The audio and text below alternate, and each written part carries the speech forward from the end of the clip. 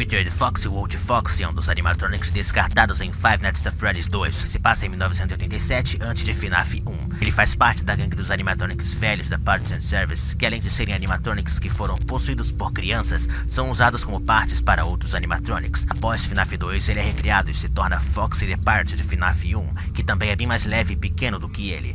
Withered Fox fica ativo a partir da noite 2, onde ele vai até o seu escritório pelo corredor e fica esperando e observando pela hora certa de correr e saltar sobre o guarda noturno.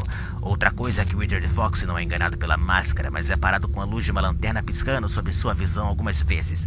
Isso é dito para o guarda noturno através de uma das chamadas gravadas do guarda noturno anterior. A explicação é que piscar a luz na visão dele causa algum tipo de reset no sistema, fazendo eles voltarem para a sala inicial de onde eles vieram. Ele também forma uma bela dupla com Balloon Boy. Fim da fita.